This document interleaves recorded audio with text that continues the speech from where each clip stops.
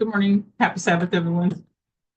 Um, the West Coast and I have been, and some of the East Coast that have been joining us have been working on trying to answer some of the questions that Elder Parmenter has been asking. And so we're going to go through some of what that has worked into. And I welcome feedback. I know that the discussion is good and helps us to work things and refine things to true clarity. So I'm going to start with a quick share screen on a couple of questions that he has asked. You just bear with me while I'm going to bounce around from two different screens, so I get kind of confused at times. Okay, so we're not going to work on this first one. That's the title of his recent studies in UK. We worked on that last night, but I want to mainly focus in on the question of why an election and why this election. And the salvational questions kind of pertain to this question up here. So we're not going to go through that, but we're going to look at my thoughts on why an election. And I tried my best to focus on methodology for the answers. So let me switch screens here real quick, and we're going to go to a couple of documents. Okay. My understanding, and I was working on this for originally for today, these notes right here for today, but I switched. But I do have a couple of things I want to look at when it comes to why an election, when it comes to the five Sunday law speakers, why they focused on election, why do we look at an election? So I went and looked at, first of all, secular education and the sequence of things and how you have you might be taking a course, and throughout the course you'll get some information and you'll be quizzed on it, and then you'll have some review and get more information and be quizzed, and it's kind of like a continuous line of quizzes until you then come to the final exam. And the final exam is a comprehensive assessment administered at the end of a course to evaluate a student's overall understanding of the entire curriculum, so the whole course. Final exams are typically more formal and carry significant weight in determining the final course grade. They may be used to determine whether a student passes or fails the course. So I took that from what we know to be what Ellen White says is the final test. So we'll look at a little bit of what she says when it comes to the final test. And bear with me, my mouse gets lost on the other computer for some reason.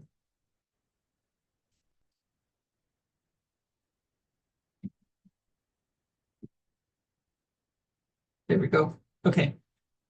So this is from the Spirit of Prophecy, Great Controversy, 605-2, and I have the fuller quote down below that we'll get to. So when the final test shall be brought to bear upon humanity, then the line of distinction will be drawn between those who serve God and those who serve them not. While one class, this is the same paragraph, while one class, by accepting the sign of submission to earthly powers, receive the mark of the beast, the other, choosing the token of allegiance to divine authority, receive the seal of God.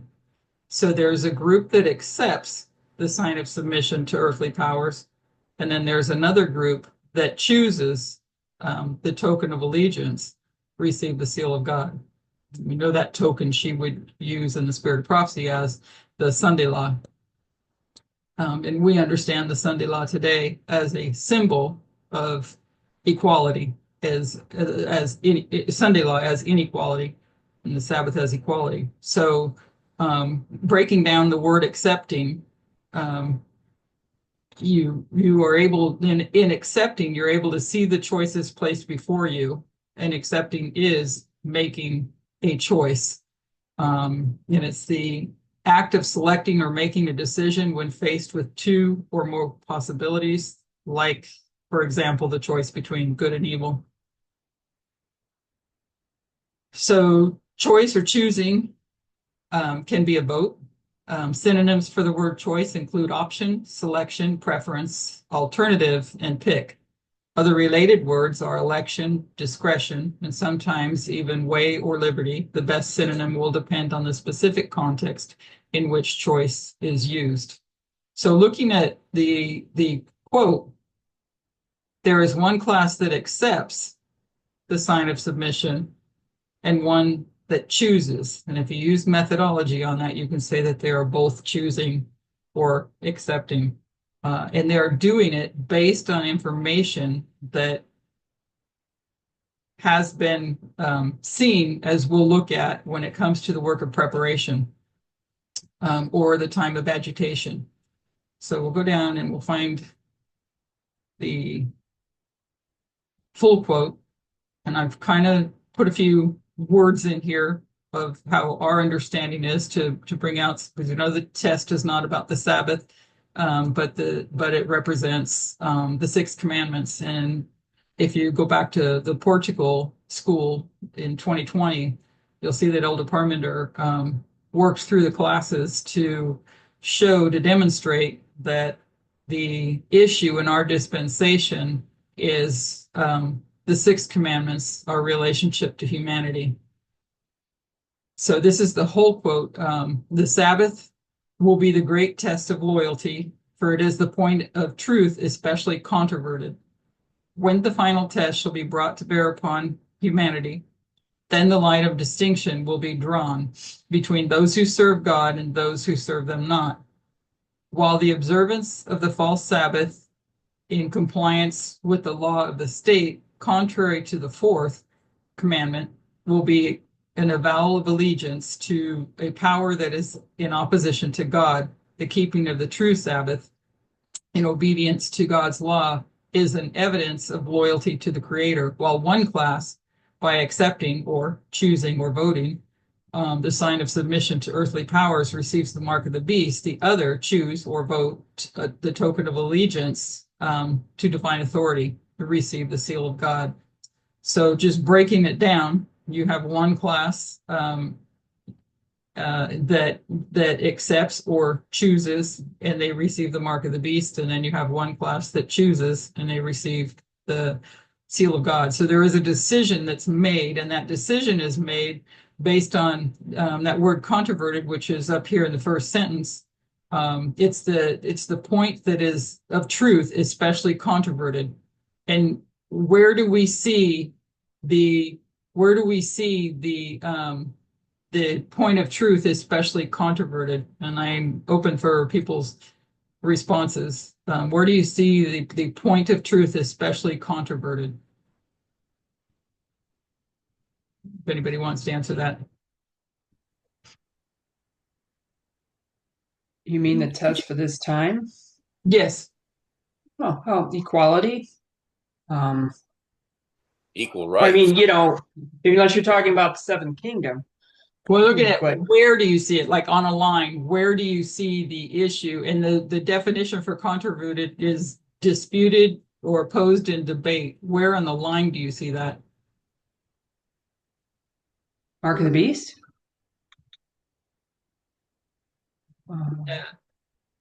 Accepting? If it's equality, because you said equality, where do you see that is on the line, debated and disputed? Are you looking for the Sunday law?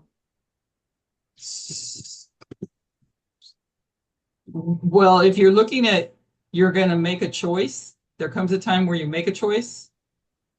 So where on the line would you see the issue being discussed loudly? I should say. Agitation. In the agitation, correct. In the agitation, and she also uses the word preparation, in the time of preparation, which is what waymark do we know that to be?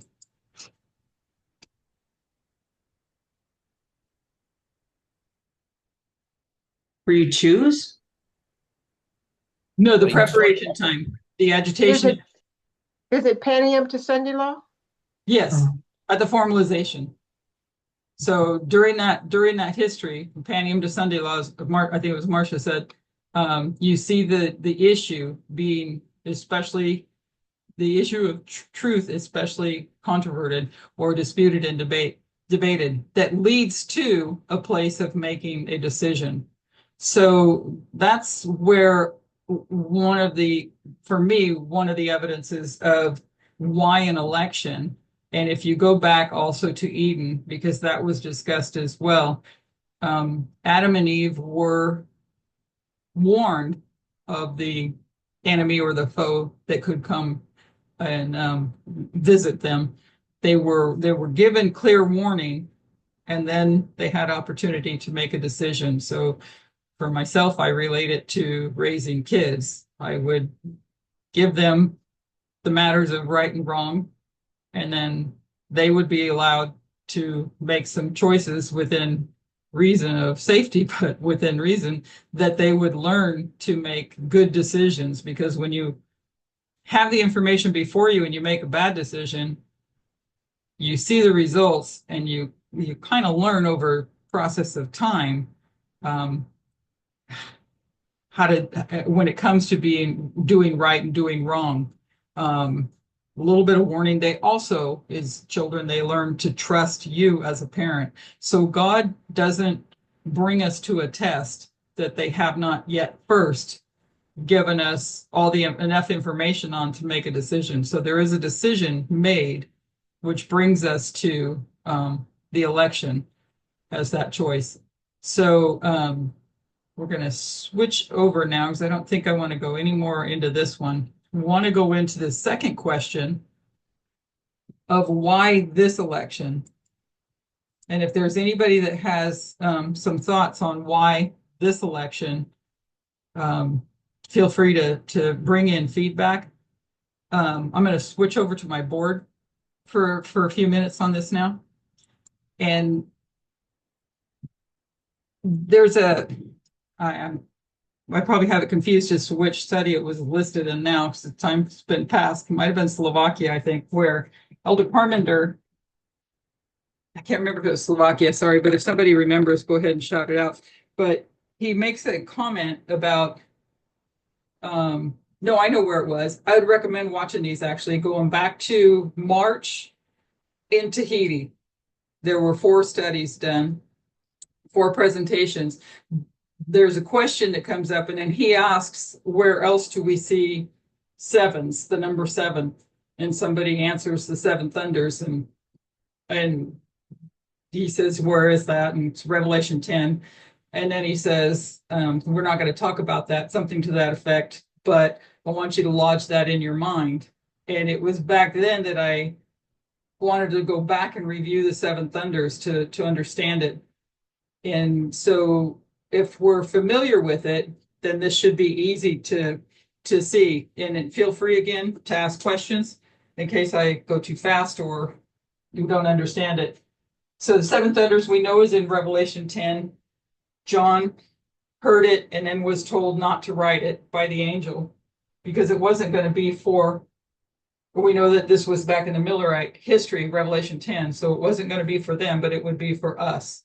So I believe on a right understanding of the 7 thunders, we should have been able to see, and it started to be looked at with Elder Jeff, that we should have been able to see this 2024 election, at least in terms of the 7 thunders. We should have been able to understand why this election. So hoping to use methodology to answer that question. We'll go through this real quick. I've got the lines of Babylon up here, and we're not going to use that line. I only find 6 kings, and I seem to remember somewhere in studies way back, somebody said there was 7 and they found 1. So, but we're not going to use that. That's not the example I want to pull from. I want to pull from Medo-Persia, and then the kingdom of Judah, the fall of Judah, and then also the 7 presidents. So if anybody remembers, this did get looked at back in 2016, and Aaron shared with me some screenshots from back then to help me lodge my memory in there. So Medo-Persia, we know marks where the third decrees are, the three decrees are.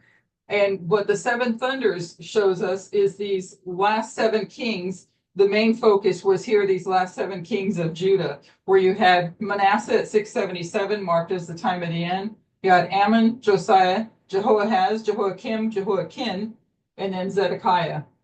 And you know that Jeremiah begins prophesying back in here, possibly right before, I can't remember, but all the way till the end in the destruction. And so the seven thunders were related to what in our studies? If anybody remembers, what was the seven thunders related to or come from?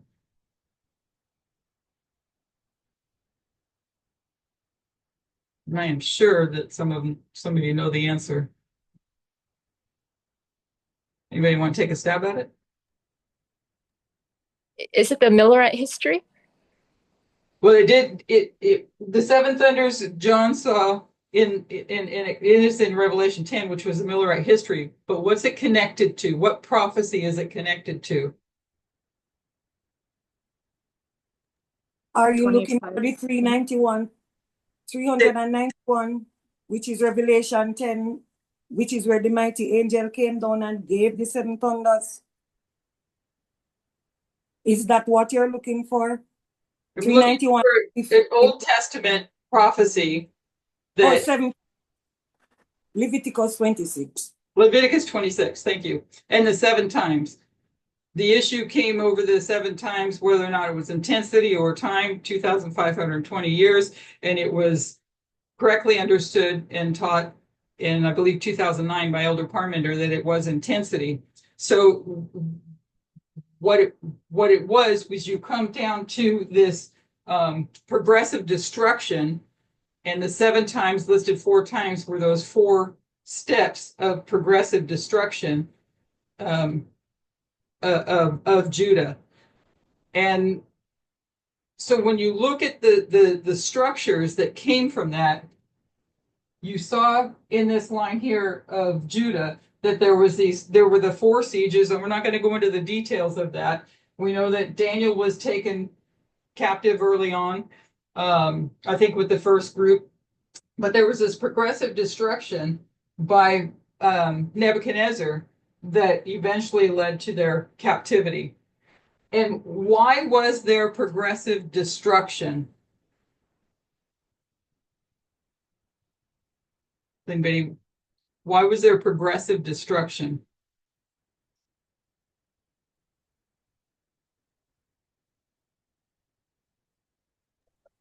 Have failing tests. Failing tests? Yeah. There's disobedience, we know that. Jeremiah is prophesying what's going to happen. In this history here, it's still the kingdom of Assyria is the king of the north, and then Babylon and Nebuchadnezzar take over as you go on through here. So they have the experience is progressive destruction while Jeremiah is telling them and warning them what's to come, and giving them instruction, but they continue to disregard it, and it culminates in throwing Jeremiah's words into the fire and cutting it up and throwing it into the fire and burning it. And eventually then their destruction, and they're taken into captivity. So the number 4 represented the 4 progressive intensifying sieges that led to the fourth one, or their captivity. So why can we line that up then with the 7 presidents? And this began to be looked at probably earlier than what I remember, but I do remember some of these studies in probably 2016, somewhere before the election, and for the first election that would bring Trump in the first time. So when you go back up here to Medo-Persia, you had these are where the 3 decrees were, the 3 decrees were, and what does the 3 represent? You have the 4 that's progressive destruction. What does the 3 represent? Restoration. Restoration.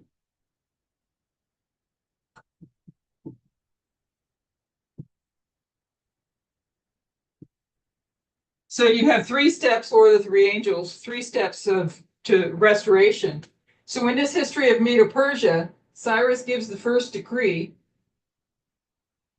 to start sending the captives back. We're not going to go into detail to the story. We're just going to give an overall view here. We know that in the history of Cambyses and Svalsmerdis, his name was Artaxerxes I, but he was, Ellen White calls him Svalsmerdis, that there was, I want to say, contention with the Samaritans wanting to come in, and I don't remember if it was Ezra or Nehemiah said, "What do you have to do with us?" I think it was Ezra. "What do you have to do with us?" And so they were actually creating problems and slowing it down. This leads to Darius, not the Darius that we find back here with Cyrus, but a different Darius, who does the second decree that's going to continue this restoration process. And after Darius comes Ahasuerus, or Xerxes. And who is Ahasuerus in history?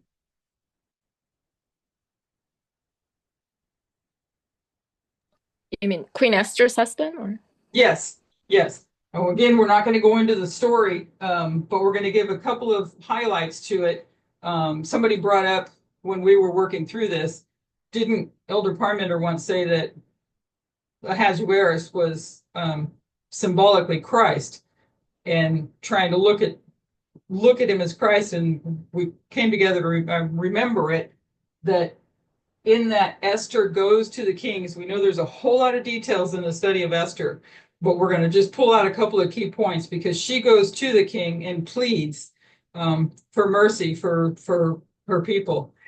So in that sense, she's pleading to Christ. But this is the history where Haman actually, and this becomes kind of significant part of this study, Haman is the instigator of the death decree on the Jews from his hatred of Mordecai. And out of this comes this death decree, this law, and Esther then goes to the king and pleads for her people. So when you line up these 7 kings of Medo-Persia, and take them down here to these presidents, Cyrus, and you had Darius, the first Darius here, were co-ruling. And down here you have Bush and Reagan co-ruling. This is a Republican president. Then you have Cambyses lined up with Bill Clinton. You had Svalsmerdis. Did somebody have a question? No? You had Svalsmerdis, who lines up with Bush Jr., the imposter, going back to the 2000 election, and how with all the hanging chads and that incident there. Then you have Darius line up with Obama, and you have Xerxes line up with the 2016 election. So I was remembering back in studies that it always seemed that historically this was put as the death decree that eventually comes on God's people in today. But when you line it up, he lines up with Trump, which I believe explains the issue of Esther, because what happens in this history here? 2016 to Biden, what happens in this history? In the movement.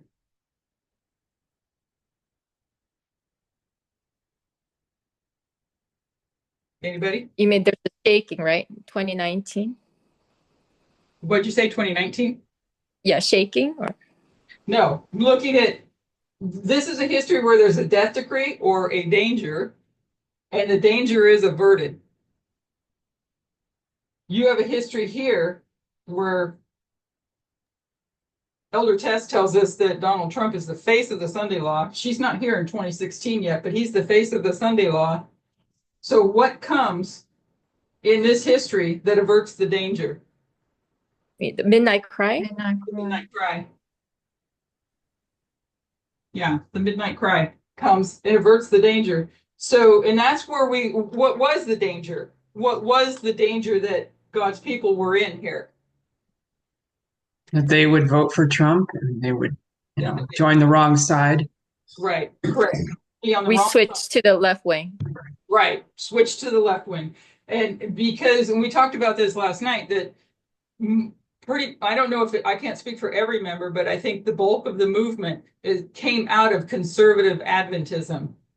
And conservative Adventism, because they are the ones that read the spirit of prophecy and believe in a thus saith the Lord. But when you get to the midnight cry, you realize that thus saith the Lord, or that's what we're being taught, and it takes time for us to work through it, that a thus saith the Lord is not putting us in the right direction. What did we need in order to get turned around and be on the right direction, rather than a thus saith the Lord? Parables, right? Parables, yes. And that brings us then to, so the danger is averted, and you have a Democrat president that results eventually in a re-election of Donald Trump.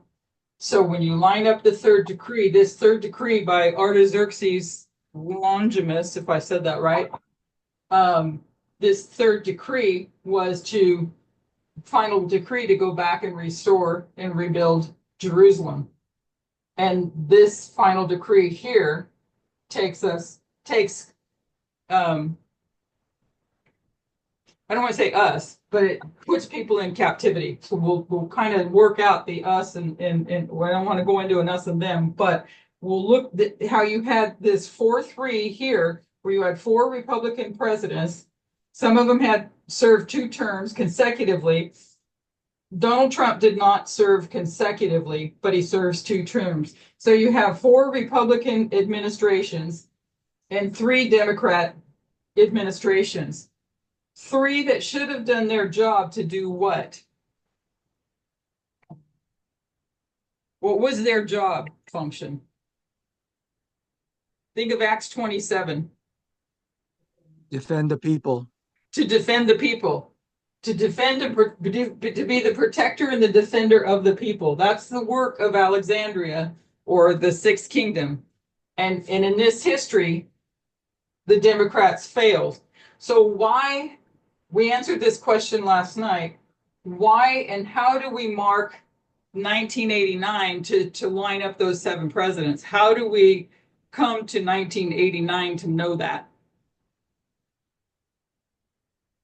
King of the South.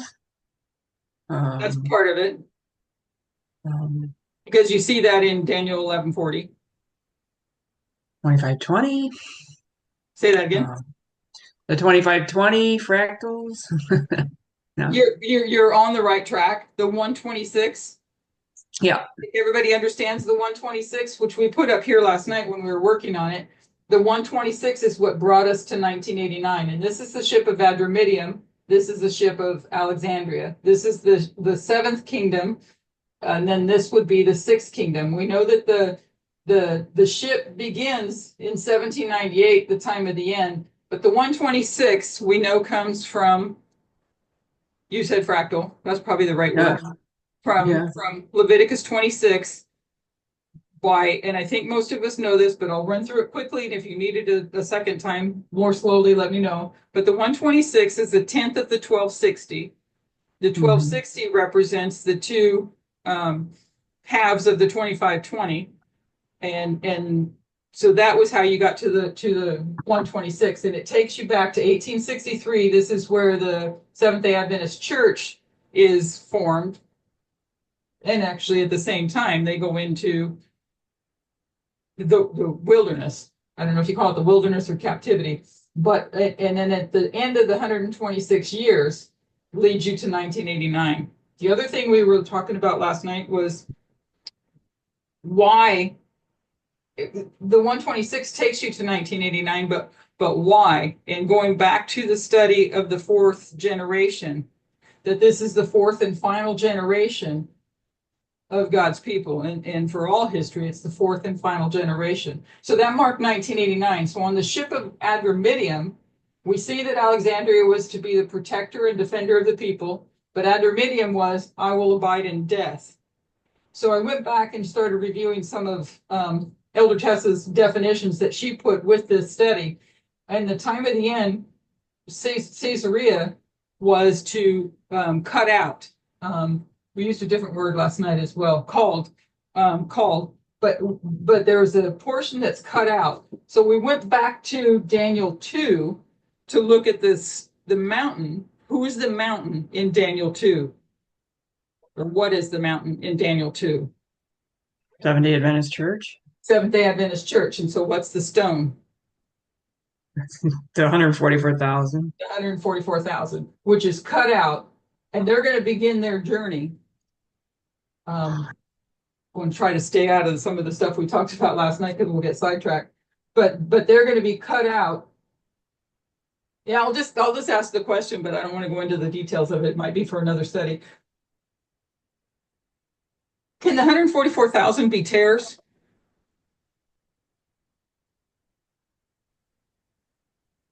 We'll just leave that at that. I thought we were moving away from understanding the tares as people. Yes, we are. And that's for another study. So the 144,000 are God's people that begin this journey. And all along the journey, there are people that join, and then there's people that leave. For whatever the reason, they leave. And we saw that clearly in 2019. 2018 comes the midnight cry, and we see it being rejected, that eventually lands in a shut door, and many people left. Couldn't call them tares. They chose to leave. They made it, whatever went on in their minds, they made a decision to leave. Okay, so with that said, I want to go. So to me, this Seven Thunders is one of the histories, or one of the one part of methodology that answers the question to why this election. The Seven Thunders, I believe, points us to this election. So now we're going to go through some notes, and we have to wake up and disturb. You got to get up there.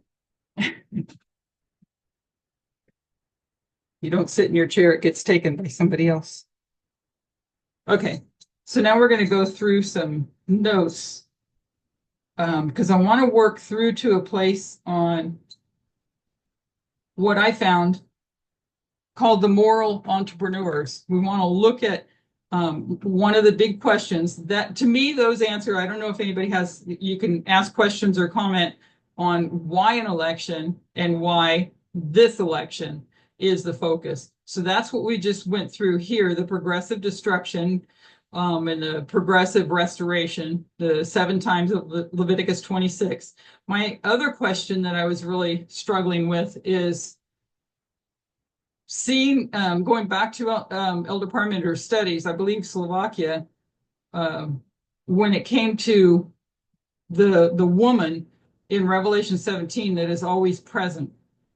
And what's the difference? What happens or what changes or where is the woman, I guess to say, where is the woman in those first 4 kings? Because first of all, I had a really hard time seeing the woman in Cyrus, or Cyrus and Darius co-ruling.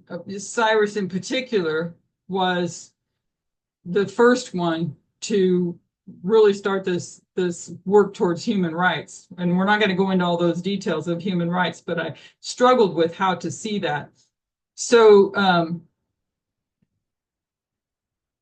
I'll give you some of my conclusions, and then we'll go through and break it down. There is a change in the fifth head that we see, and I'll try to explain it as we go along, but what I see is this relationship being destroyed with God. We see that Satan, who wanted to be like the Most High, we know all the passages that go through that. Isaiah and Ezekiel, he wanted to put himself, stand in the place of God. And in the 5th kingdom, through the papacy, he is seated using humanity, seated in the papal church, destroying the Sabbath commandment. And I believe that the 5th kingdom's work, or the work of Satan in the 5th kingdom, was to destroy our relationship with God. And as Elder Parmenter brought out, in Portugal, that I believe that in our history, the seventh kingdom's work is to destroy our relationship with humanity. And there's plenty of studies on that in Portugal that broke that down.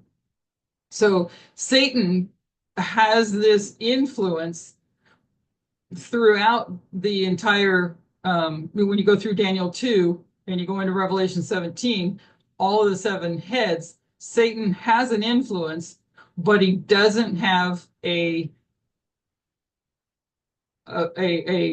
institution to wield political power.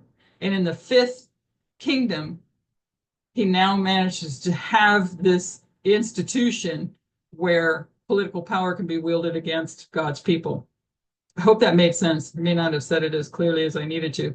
So going through some of the things that Elder Parmenter has brought out, and I think that, again, the Slovakia, I get them all mixed up when I watch too many, keep going back, and I get mixed up with which one is what. But when you went through the woman, it said that the woman is the daily. The daily we know is the continual, and it's paganism. So you go to Revelation 12, and you see that the dragon is Satan. You go to the spirit of prophecy, and Satan, it's Satan, but in a secondary sense, she says paganism. So the dragon and Satan and paganism and the woman, I'm still trying to wrap my head around and reconcile all that. But I think there's a connection that I haven't looked into yet when you go back to the beginning, when Lucifer and Michael were the ones over the ark. I think that's the way to describe that. I think that's, you can correct me if I'm wrong on that. And then Satan realizes that this Michael is not equal with me. This Michael has more power than me, and there becomes this jealousy. So we know that the woman then is something that is an ideology. And we know that the 1260 was captivity, just as the 70 years in Babylon was captivity, and the Sunday law history is captivity, or this the shipwreck. We know it to be shipwreck, and it's when the king of the north is allowed to come in and punish. And when we know that in this history, who is the king of the north punishing? And I think I already said it, but who is the king of the north punishing? Who was to be the protector and the defender of the people? Democrats. The Democrats. So the king of the north is allowed to come in and punish the Democrats for their failure to protect the people. So I started going back and looking at the papacy, actually in the Great Controversy chapters 2 and 3, and also going back to the origin of evil. I don't remember what chapter it is, 30 something. And there's a lot to be gleaned from there, but I believe when we look at the papacy, we could look at it as a parable to understand it today. Because in that history, it was the Sabbath or the fourth commandment or our relationship to God that was destroyed. So I kind of reworded a couple of things or added some thoughts into it. So in the issue of the contest, and Ellen White wrote all Christendom, but we know that this is more than Christendom. And I'd ask the question to our West Coast, when the papacy ruled, did the papacy rule and control over only the religious people?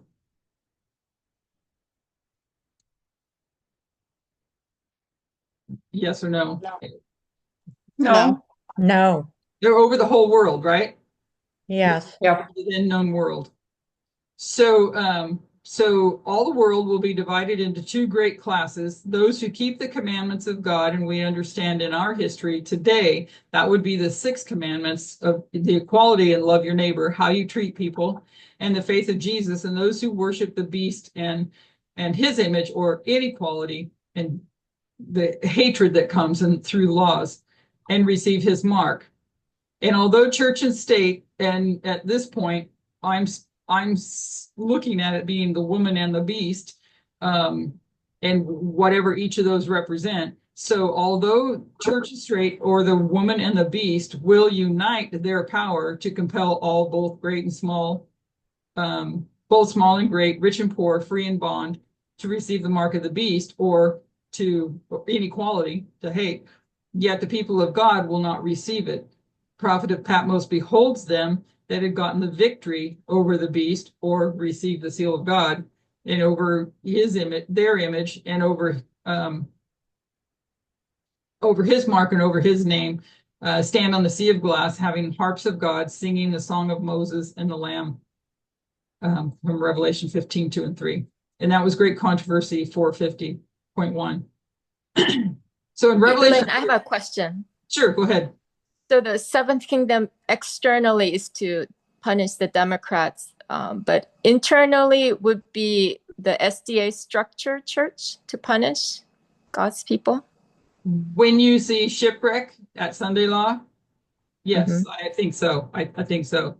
And we'll kind of maybe go into that a little bit, as if you think of the 1260, and you might have been, I don't remember if you were with us last night. If you think of the 1260, where were God's people during the 1260?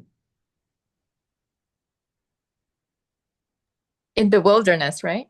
In the wilderness. And there's another word she uses that we brought up last night, and they were in obscurity. What does obscurity mean? Nobody knows you exist.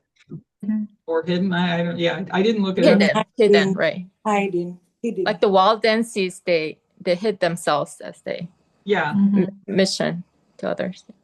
So while the punishment comes on the Democrats, I think the same thing happens. And we know that within, this came up last night too, that within Adventism, there's also two classes. We all know that. There was the liberals that we as good conservative Adventists looked at those liberals who were burning the spirit of prophecy while we're reading the spirit of prophecy and dutifully following to thus saith the Lord. So there is that contention in the church, and the church failed in its work as well as the Democrats failed in their work, internally and externally. So in Revelation 13, you have the lamb-like beast that then speaks like a dragon. Ellen White describes the lamb as youth, innocence, and gentleness. The dragon, we now understand, is the woman, or the daily, or paganism.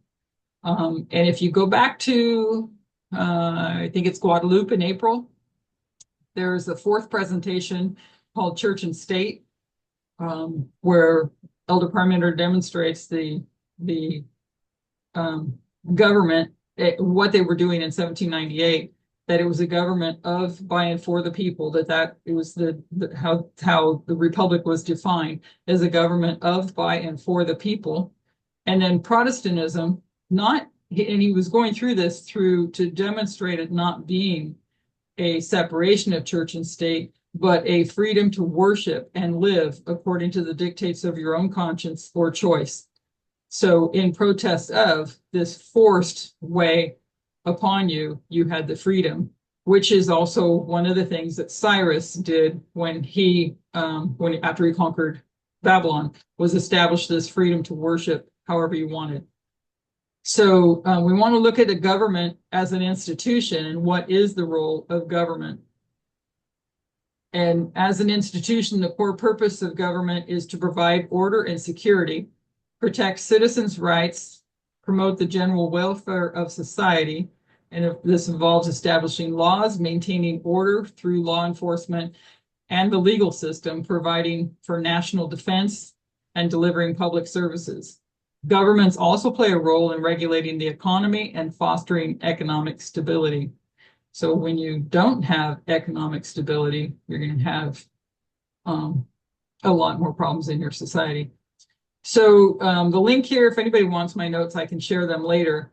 This was something that we went through together. It was a good overall pull back the big picture of the history of the federal government as it evolved. And it was interesting to watch it through the lens of methodology, to see the two groups throughout this history fighting back and forth. While Alexandria is seeking to, or wouldn't call them the Democrats then, but there is this, I guess you would say ethos or ideology that involves to protect the people while they still had slavery and women did not have rights. It was to be a work in progress. So while they're working to protect rights, you have this opposition, or I might say the woman was there, but the woman wasn't in control. So you had this battle going back and forth until you come to the fourth generation. It's interesting that this marked, this particular website marked up until 1989. So going to now Nebuchadnezzar, and Nebuchadnezzar's dream, if you remember in chapter 4, this is from the Spirit of Prophecy. In the dream of Nebuchadnezzar, the true object of government is beautifully represented by the great tree, whose leaves were fair, and the fruit thereof much, and it was meat for all, under which the beasts of the field dwelt, and upon whose branches the fowls of heaven had their habitation. So the true object of government is represented in this tree in Nebuchadnezzar's dream. So the prophet Daniel interprets the dream, and he tells him, gives him an admonition to break off thy sins by righteousness and thy iniquities by showing mercy.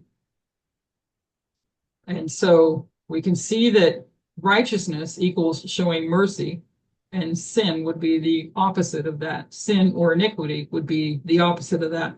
So not showing mercy to the poor and helping.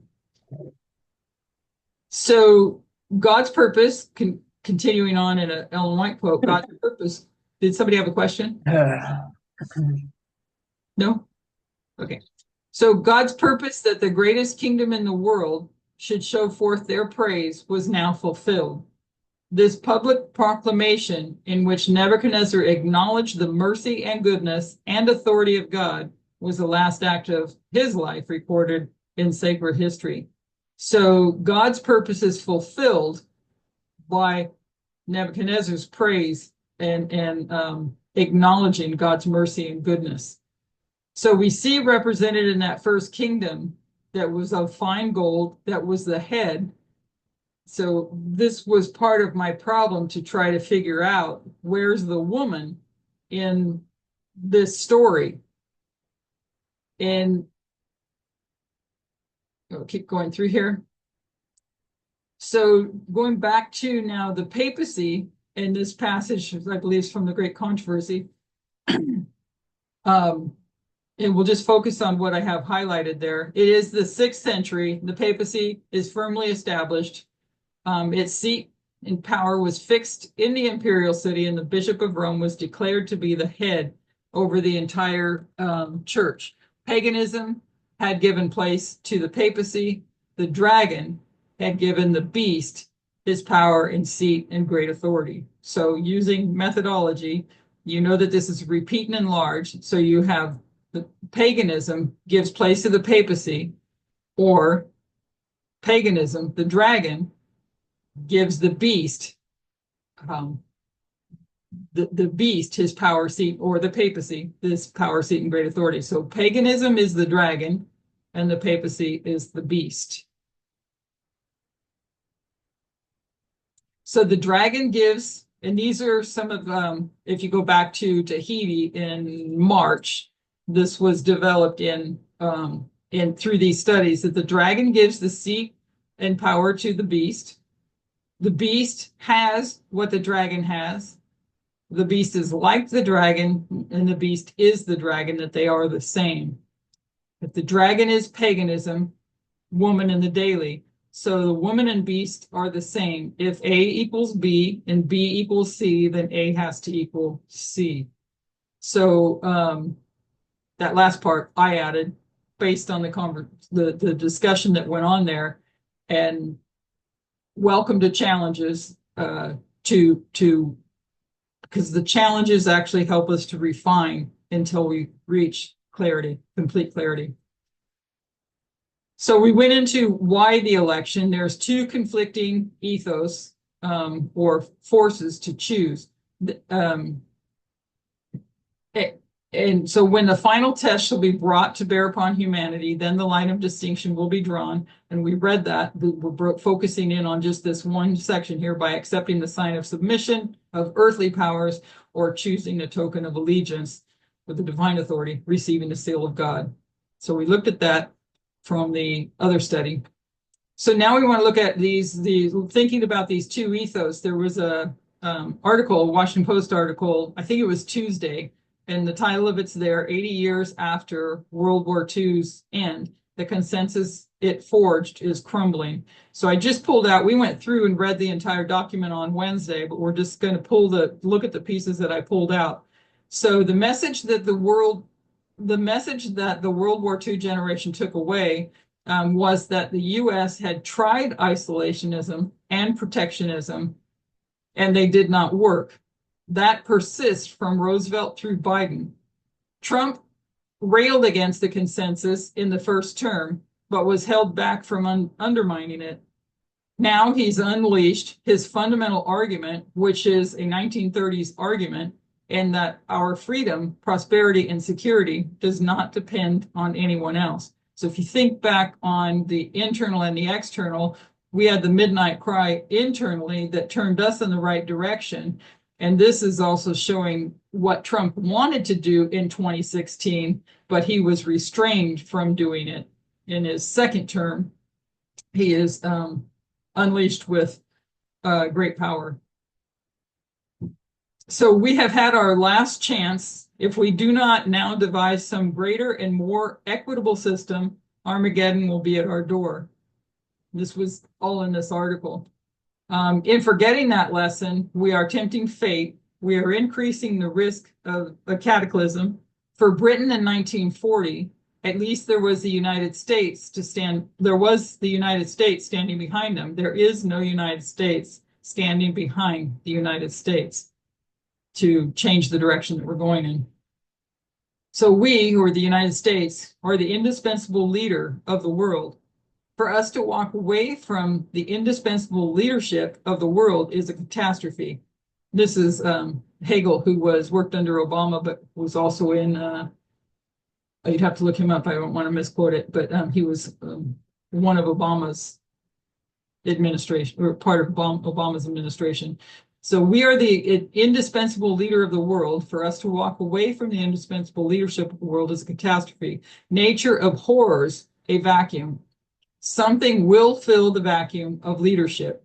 If we give up what we've had over the past 80 years, we are not going to get it back. So they've forgotten that in the history of the United States, that isolationism and protectionism of self was a failure, and so things were changed after World War II, and the United States became this indispensable leader for the world. But we know that that began to go wrong, and it began to go wrong in 1989. And I would recommend on this, if you should read that article, look also again at Guadalupe in April in the Q&A, because I think he really goes through the principle of I don't remember, order of amorous, I might have said that wrong, but the order of love, or the sequence of love, in that discussion very well fits looking at this article to understand where we're at today. So a couple of other questions that I don't have answers to, we briefly touched on last night. Thank you, Kathy. He was Secretary of Defense, Obama administration. In why this election, I didn't know, I don't know if somebody remembers whether or not you could still use the 490 and the 220, 490 being the period of probation, the 220 being restoration. Because when you go back from 2024 to the 490, take it back 490 years, it takes you to 1534 in the Act of Supremacy. And we're just going to look at these. They're open for discussion another time. The Act of Supremacy refers to several acts of the English and Irish parliaments, but most notably the one passed in 1534, which declared the King of England the supreme head of the Church of England, separating it from Roman Catholic authority and initiating the English Reformation. And we know that was, I believe, Henry VIII, who wanted to divorce because he was unable to produce an heir with his, I think it was Catherine, Spanish queen.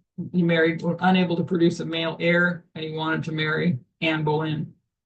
And the Catholic Church would not allow him to divorce, and so he broke away, and that began this early English Reformation.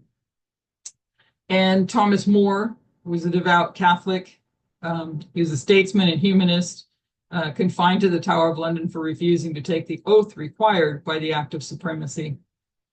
And then in 1804, which be the 2024, 220 years back, where Napoleon, we talked about this last night, I did look it up, because I knew Napoleon had crowned himself, but I was a little confused if it was then officially done later. So Napoleon does crown himself, but the Pope, the current Pope at the time, actually was there and in agreement with it. But he was demonstrating or solidifying, however you want to put it, this new way of doing things, that the Pope was no longer going to be over, the religion was no longer going to be over government. So Napoleon Bonaparte was crowned emperor, the French, in a ceremony at Notre Dame, establishing the first French Empire. Also establishing the Napoleon Code, or the French Civil Code. It was enacted in 1804 by Napoleon.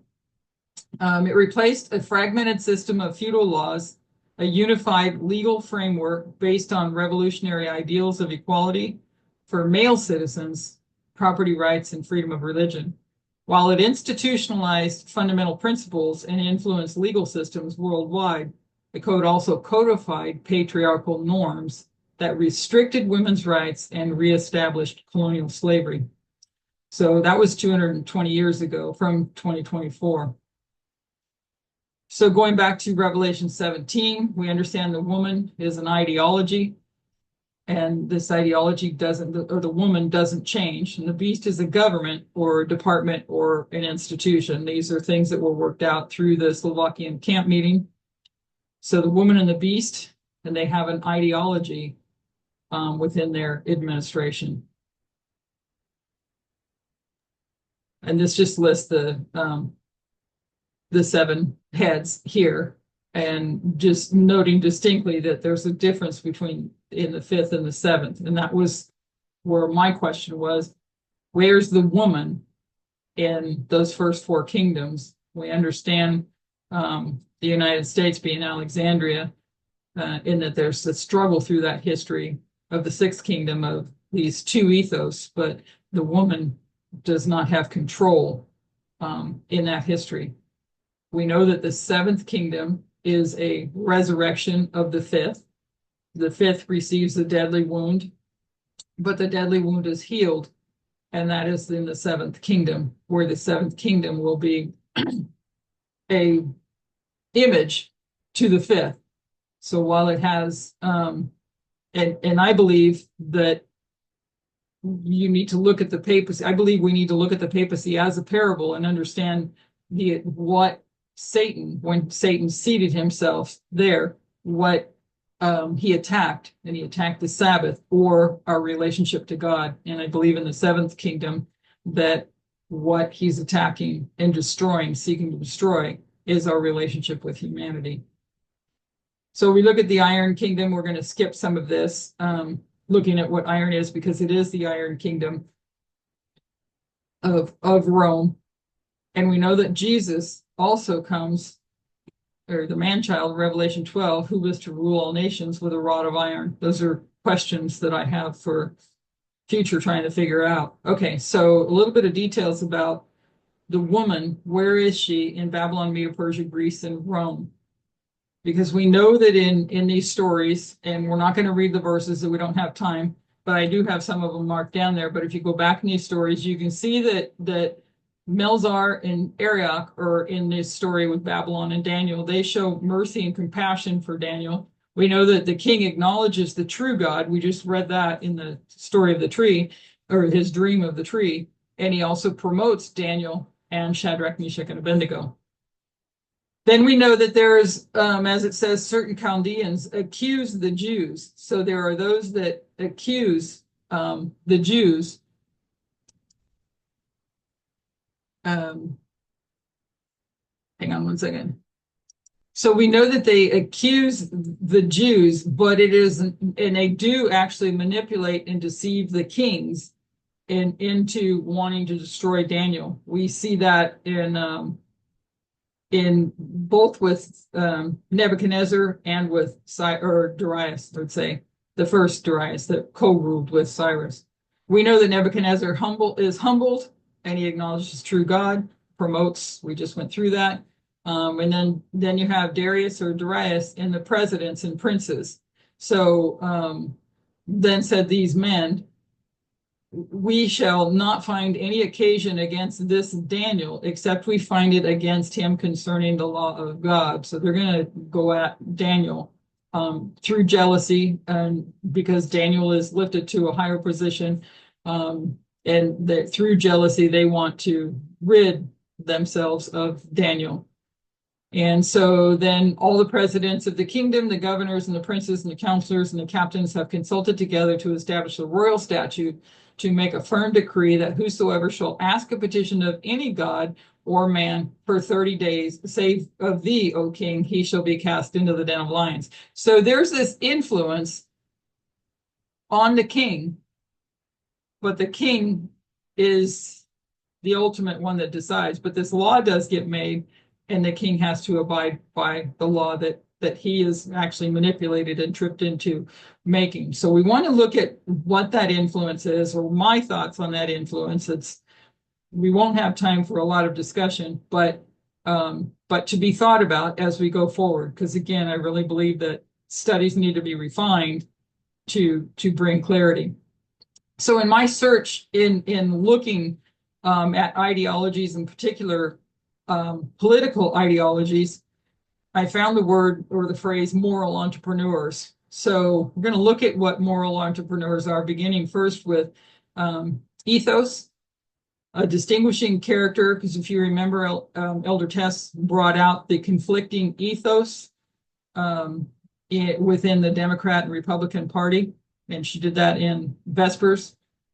So you can see that you could see their conflicting ethos in throughout the history from 1798 all the way up to 1989, where you hit the fourth generation, and now it's going to begin this work of judgment, or closer to the Sunday law and then judgment. So ethos is the distinguishing character, sentiment, moral nature, or guiding beliefs of a person, group, or institution. And as in principles, the code of conduct, good conduct for an individual or group. So this can be good or bad. We look at in the Greek, ethos means custom or character, as originally used by Aristotle, referred to a person's character or personality, especially with respect to the balance between passion and caution. And that was from Merriam-Webster. And then from Wikipedia, it's a Greek word meaning character that is used to describe the guiding beliefs or ideals that characterize a community, nation, or ideology, and the balance between caution and passion. So going back into the word ideology, in political science, a political ideology is a certain set of ethical ideals, principles, doctrines, myths, or symbols of a social movement, institution, class, or large group that explains how society should work and offers some political and cultural blueprint for a certain social order. So two things here, two goals that they have: how a society should be organized, and the method, the most appropriate way to achieve the goal. So it was in this research that I came to find the word norm entrepreneur or moral entrepreneur. Two different, looking at ideology, looking at what the best form of government would be as an example, autocracy versus democracy, or the best economic system, capitalism or socialism. And they're intertwined within the political parties, one or the other within the political parties. So a norm entrepreneur or a moral entrepreneur is an individual group or formal organization that seeks to influence a group to adopt or maintain a social norm on the basis of assumed boundaries of altruism, deviance, duty, or compassion. A moral entrepreneur is someone who actively works to influence a group or society to adopt a particular moral stance or behavior, often by labeling certain actions as right or wrong and advocating for specific rules or norms. And so you have moral entrepreneurs, then rule creator, and then rule enforcers, and they can work on this through an attack on gender equality. So rule creators generally express the conviction that some kind of threatening social evil exists that must be combated. The prototype of the rule creator, Becker explains, is the crusading reformer. So this could be, when you look at moral entrepreneurs, depends on your view of what is morality. And if you take the two conflicting ethos, we know that there's the verse in the Bible, woe to those who call evil good and good evil, that the morality of society, when we go back to 79 to 89, you have the moral majority, but you can go back further and see Billy Graham and all of that grow into eventually the moral majority latching on to or connecting with the Republican Party. And you now have someone who is telling you what morality should be. Traditional families, women at home, pregnant, having babies, and being submissive to their husbands, which we see being played out now in the issues of gender equality. Okay, so this Becker goes on to say he is interested in the content of rules. The existing rules do not satisfy him because there is some evil which profoundly disturbs him. He feels that nothing can be right in the world until rules are made to correct it. He operates with an absolute ethic. What he sees is truly, totally evil with no qualification. Any means is justified to do away with it, and the crusader is fervent and righteous, often self-righteous. The sociology of social control seeks to predict and explain the behavior of both rule creators and rule enforcers. So the creation and application of explicit rules are seen as characteristics of moralism or the tendency to treat people as enemies. Among the social conditions that are identified as sources of moralism are status superiority, social remoteness between the agents of social control and people whose behavior they regulate. Thus, the most likely targets of both rule creators and rule enforcers are those who are socially inferior, culturally different, and personally unknown. It is their behavior that is most likely to seem objectionable and to call forth the strenuous efforts of moral entrepreneurs.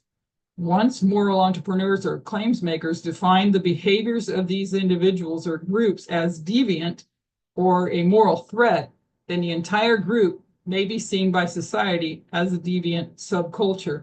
So when you look at the study of, or the understanding of feminism or radical feminism, feminists were seen as socially deviant. Anything that took away from the norm of patriarchy was a deviant, socially deviant behavior. So when the women got together and discussed, and eventually the personalist political phrase developed, when they saw that they had the issues, their many issues were all in common, it became a political thing. What affected them personally became a political issue. And that what it's seeking to do is to break down the patriarchy and bring equality to all citizens. But that is always going to spark a backlash. Why does it spark that backlash? One big reason is that men in power do not want to give away their power. They don't want to give up their power and their control. And they see women or gender equality as a threat to society or deviant. With the sexual revolution, when women were, as you would say, behaving as men, how they would look at it as behaving like men, that women were supposed to be submissive instead of, I don't know if the word's aggressive to use, but freely expressing their sexuality. They were seen as deviant in culture. And one example I found in that was going back to prior to 1798 in the history of Russia, which was one of the four great powers at the time, and Catherine the Great, who was seen as deviant in her behavior because in their eyes, she was behaving sexually as men do, as aggressors and using sex to as power. So similarly, they or their behavior may be seen as the roots of the next moral panic. This is often the goal of moral entrepreneurs, to rally the support of society behind their specific aims through the redefining of behaviors and groups as deviant or problematic. Alternately, those individuals with social power, wealth, high status, or large public support bases are the most likely to assert this power and to act as a moral entrepreneur. So going back and thinking about Babylon and Medo-Persia, for example, where I believe this moral entrepreneur in saying that feminism is deviant of that patriarchal society, that I take it as the I want to say the behavior or the character of Satan to be against God. And so in those stories where you have these high-ranking Chaldeans that are accusing Daniel, who has a high position in the kingdom, that manipulates the king into doing things, but they don't have the power of the kings at the time. And there's this change occurs in the fifth kingdom or the fifth head, where Satan succeeds in his goal to put himself in the place of God and being as God to the world. And in the fifth head, Satan succeeded to do that through humanity and through the office of the papacy, that he now has an institution to wield political authority. And when you look at the seventh kingdom, where you know that Elder Tess stated that Donald Trump was the face of the Sunday law, I believe that image that he posted, we went through this in another study, the image that he posted of himself as the Pope, I don't think it has anything to do with religion, but it's what the Pope represented. And the Pope represented this power and authority over the world. And I believe that's what Donald Trump wants, is that power that the fifth head had, if that makes sense. So in essence, moral entrepreneurs can both uphold and challenge gender inequality. They can contribute to the labeling of certain women's behaviors as deviant, reinforcing traditional norms and hindering gender rights. Or conversely, moral entrepreneurs can act as powerful agents of social change, or the defenders and protectors of the people, Alexandria, advocating for greater gender equality and challenging the very structures that perpetuate gender-based deviance. So going into political ideology is a set of shared ideas and beliefs about how society should be organized and governed. It encompasses views on the economy, government, social issues, and more, offering a blueprint for a desired social order, like how a society should be organized and how to achieve that organization. So political ideologies, you see liberalism, conservatism, socialism, libertarianism, anarchism. We're not going to go through each one of these. I'll share the notes that if you want to go through them. So traditional political ideologies, you have the left wing, and the left wing often advocates for social and economic equality and government intervention to achieve these goals. The right wing often emphasize tradition, individual responsibility, and limited government intervention. And you have centrism and authoritarianism. And in the United States, you have the two main, the liberal left-leaning and the conservative right-leaning. And when we go back to Vespers, the emphasis was on helping us to see, well, we had made that shift from conservative to liberal. We had to see the dangers of the liberal as well, because in that we now can look back and see the failure. And if you look at the seven thunders that we are looking at, you see the failure of the Democrats to protect the people. We understand that we're in the fourth and final generation, and the prophecy of Leviticus 26 broke us down into the 126.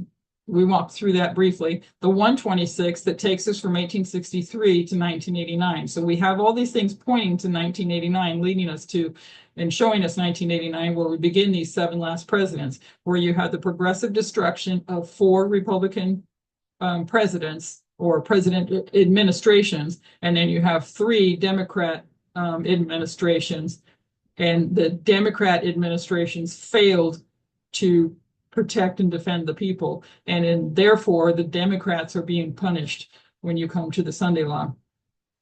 So understanding political ideologies, by understanding different ideologies, individuals can better engage in political discourse, analyze political events, and make informed decisions. So we know that the Republican Party wants to erase a lot of history, get rid of a lot of books, and want to limit the education on future, what would be future leaders going into, to be able to change a society, change the education.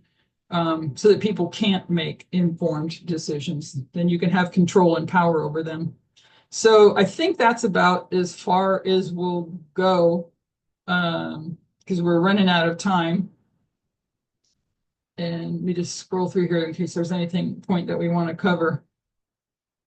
Going back to the fifth kingdom, we see that faith was transferred from Christ, the true foundation, to the Pope of Rome. And they were taught that the Pope was the earthly mediator, and that none could approach God except through the Pope, and further that he stood in the place of God. Another note from the Spirit of Prophecy, the compromise between paganism and Christianity resulted in the development of the man of sin, foretold in prophecy as opposing and exalting himself above God. That gigantic system of false religion is a masterpiece of Satan's power, a monument of his efforts to seat himself upon the throne to rule the earth according to his will. So this is Ellen White's writings, that system of paganism and Christianity together is the masterpiece of Satan's power. And I see it as having attacked our relationship with God through the Sabbath, whereas the seventh kingdom, Satan, achieves this again, but what's under attack is the 6 commandments and our relationship with humanity. So we know that it says that in Isaiah that he weakened the nations, and I would think that weakening of the nations, you begin with the nation of Babylon, or taking Daniel 2 and the statue, you begin with Babylon. He slowly weakens the nations until he gets perfectly into a place to set himself up. I will sit also upon the mount of the congregation in the sides of the north. So he was going to be in the place there of the king of the north. And he said, I will be like the Most High. When you go into Matthew 24, because iniquity shall abound, the love of many shall wax cold. So you're going to come to the place where people love self more than they love others. And I think that might be all I wanted to go through. And I'll include this because some of you, a lot of us on the West Coast have gone through a lot of this, but looking at Cyrus, he's called the Anointed, and the Anointed means Messiah. We know that he's not Jesus, but he was brought in, he was mentioned in prophecy, I think 150 years by Isaiah before he actually comes on the scene. I might have the dates wrong off the top of my head, but he's mentioned in prophecy before that, and he would be the anointed that was going to set the captives free. He was the first one when it comes to the Declaration of Human Rights on the cylinder. We'll see the Cyrus cylinder. I can't remember what it was. So it has been hailed as the first charter of human rights, predating the Magna Carta by nearly 2 millenniums. And in 1791, the United Nations published translations of it, his Declaration of Human Rights by Cyrus. Let's see. And so the United Nations published translations of it in all of the official UN languages. It is now kept in the British Museum and is no exaggeration to say that it is one of the most precious historical records of the world. Also, a replica of the Cyrus cylinder is kept in the United Nations headquarters. And then it goes on to tell you what it says on there. Now that I put, this was Cyrus, now that I put the crown of kingdom of Persia, I announce that I will respect the traditions, customs, and religions of the nations of my empire and never let any of my governors and subordinates look down on or insult them. I will impose my monarchy on no nation. Each is free to accept it, and if any one of them rejects it, I never resolve on war to reign. I will never let anyone oppress any others, and if it occurs, I will take his or her right back and penalize the oppressor. So it goes on to that. When you go back and look at the Medo-Persian Empire, you see Cyrus is marked, Cyrus and Darius co-ruling at the time of the end. And then we already went through those next two kings in the succession of 7 kings of Medo-Persia, those next 2 kings where there was a hindrance, let's put it that way. There's this work that's going on that's trying to hinder the people and hinder the work of Cyrus. And so then it leads to the second Darius where you have the second decree. But Cyrus was known for, which I always thought was ironic, why when you see the evangelicals call Donald Trump Cyrus, they are very wrong in that not understanding that the 7th kingdom is this kingdom of Babylon and oppressive to people. A copy of the 5th head or image of the 5th head, completely opposite of the work of Cyrus and human rights. So I think that is it. And maybe we'll have a couple of, if anybody has any questions or comments real quick, and then we'll close in prayer. I have a comment. Thank you for the great review, Elaine. Just what Elder Parminder went through just this past weekend in UK. I think we also have to consider the Republican Party. They failed in gatekeeping. So I think that's another component, definitely the centrists of the Republican Party are being punished too, so it's not just the Democrats, but it's the failure of the Republican Party as a whole. Yeah. But we can see what I was hoping to see is that even in those first 4 kingdoms, they don't have control over the king, but you have what Wikipedia is now, or what history is now defining as moral entrepreneurs, or people that are influencing until eventually Satan weakens the nations and takes power over. So those moral entrepreneurs, you can see that in the attack when it came to going back to the moral majority and how the morals were defined actually through religion. But we know that it involves, just like the papacy, it involves more than just the religious world. It encompasses the whole world to force this morality, their morality on, which is inequality on the world. So thank you for that, Gloria. Yes, Elaine, thank you so much. A lot of detail. Of course, we've been looking at this for a couple of weeks or more. And my one thought was to just make a note on the seventh kingdom being the punisher, because we know that this protectionism idea in economies will kill the economy and eventually the people financially. And this is the hammer coming down that Jeremiah talked about, Yeah, punishing the sixth kingdom. yeah, And it's so far reaching because they have planned this out. I've been looking at some things on Substack, and the technocrats are the ones that are really in charge of everything behind Trump. And the technocrats, in fact, Trump had a Oval Office meeting yesterday with all the rich people, Bill Gates, all of them. And they're planning out what they want to do in order to put their plan into effect. They've got all the money, and money brings them power over the whole world.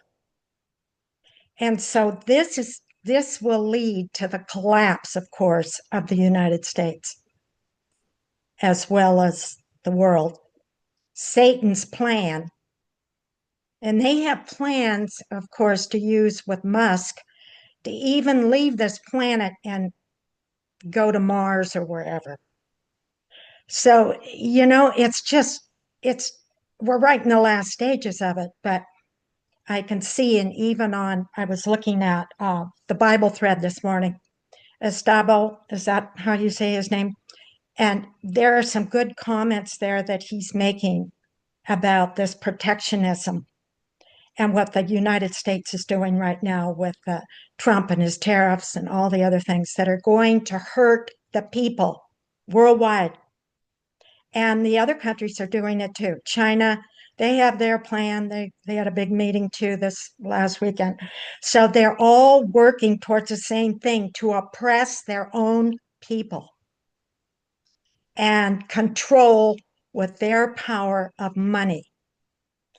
And I'm just finding this, and what you have given us and sharing with us, and Elder Parmender, understanding the parable methodology is just a blessing, absolutely. So I just wanted to share my thoughts on it. It's just a piece of it, but it's definitely in the works right now. It's happening. many So tentacles to the whole thank story. you. There's many tentacles to the whole story. And yes, while they're allowed to punish, if you go back where in Samuel, where the people ask the king, God says, show them the manner of the king, and they say, yea, nay, we'll have a king. So they're insistent to have what they want. And when you insist on what you want and it's against God, God lets you have what you want. So we now have this.